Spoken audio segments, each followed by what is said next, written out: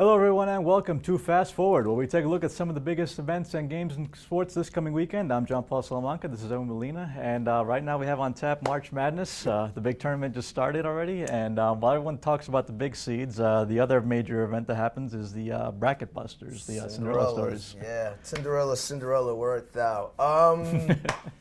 It's always a fun part of the tournament, but it's always the hardest part. It's also what ruins the brackets. Eventually, Cinderella, especially with the Warren Buffett challenge, Cinderella is going to ruin somebody's $1 billion. So, who you got? Well, one of the ones that I have is Mercer.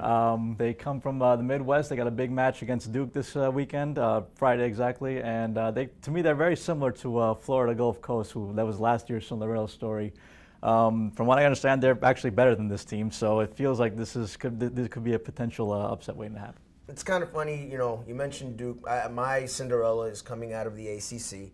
Not traditionally, most of your Cinderellas come from mid-majors, but I like this North Carolina State team. They really impressed me during the ACC tournament. They upset Syracuse, even though Syracuse is bumbling towards the end.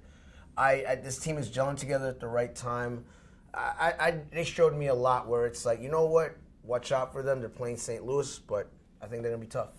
And speaking of upset teams, another one that I have on my bracket is Weber State. They finished 30-7 last year. This year they finished at 19-11, but they're still dangerous. They have a 48.1 team field goal percent shooting, which a good shooting team. That's a bracket buster formula right there.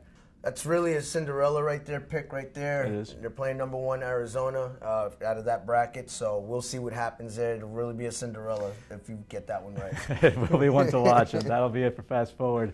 I'm John Paul Salamanca. This is Edwin Molina. Tune in next week for more.